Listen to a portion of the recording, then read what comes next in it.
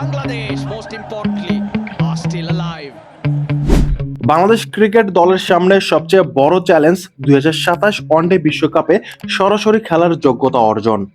আইসিসির নিয়ম অনুযায়ী আগামী 31 মার্চ 2027 সালের মধ্যে ওয়ানডে র্যাঙ্কিং এর শীর্ষ 8-এ না থাকতে পারলে বাছাই পর্ব খেলতে হবে টাইগারদের।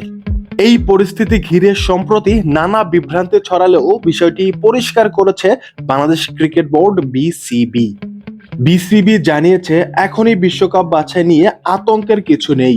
আগামী 1.5 বছরে বাংলাদেশের সামনে রয়েছে আরো 24টি ওয়ানডে ম্যাচ। এই ম্যাচগুলোই নির্ধারণ করবে মেহেদী মিরাজদের ভাগ্য, সরাসরি বিশ্বকাপের জায়গা হবে কি না।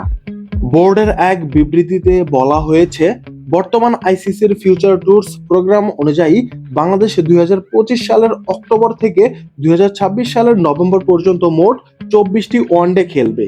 এই ম্যাচগুলোই বিশ্বকাপের যোগ্যতা নির্ধারণ করবে। 2027 সালে ওয়ানডে বিশ্বকাপের আয়োজক দেশ দক্ষিণ আফ্রিকা ও জিম্বাবুয়ে। তারা আয়োজক হিসেবে সরাসরি খেলবে। বাকি 8টি দল নির্ধারিত হবে ওয়ানডে র্যাঙ্কিং এর উপরে। কিন্তু বাংলাদেশের বর্তমান অবস্থা কিছুটা চিন্তার। বর্তমানে টাইগাররা আইসিসি ওয়ানডে র্যাঙ্কিং এ 10ম স্থানে রয়েছে। আফগানিস্তানের বিপক্ষে চলমান সিরিজে প্রথম 2 ম্যাচে হারায় উন্নতির সুযোগ হাতছাড়া করেছে বাংলাদেশ।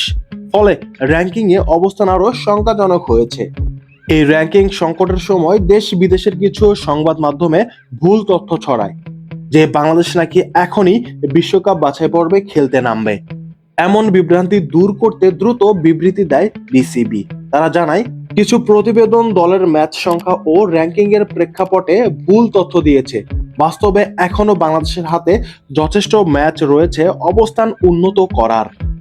অর্থাৎ আফগানিস্তান সিরিজই শেষ নয়। আগামী বছরগুলোতে আরো একাধিক গুরুত্বপূর্ণ সিরিজ আছে বাংলাদেশের সামনে, যেখানে ভালো ফল করলে র্যাঙ্কিং এর শীর্ষ 8-এ ফেরা সম্ভব। যেখানে রয়েছে আফগানিস্তানের বিপক্ষে একটি match, West Indies, Pakistan, New Zealand, Australia, Ireland এবং ভারতের বিপক্ষে 3টি করে ওয়ানডে ম্যাচ ও জিম্বাবুয়ের বিপক্ষে 5টি ম্যাচ। সব মিলিয়ে 24টি ওয়ানডে, যেখানে প্রতিটি ম্যাচই র্যাঙ্কিং এর জন্য গুরুত্বপূর্ণ। অর্থাৎ 2027 বিশ্বকাপে সরাসরি খেলার স্বপ্ন এখনো বেঁচে আছে, তবে তা নির্ভর করছে আসন্ন সিরিজগুলোতে ধারাবাহিক পারফরম্যান্সের ওপর।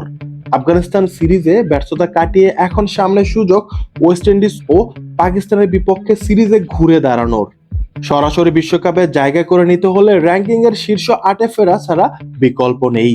তাই টাইগারদের সামনে এখন একটাই লক্ষ্য, র্যাঙ্কিং এ লড়াই, বিশ্বকাপের টিকিট। আপনাদের কি মনে হয়, বাংলাদেশ কি সরাসরি বিশ্বকাপে খেলতে পারবে? কমেন্টে মতামত দেখতে চাই।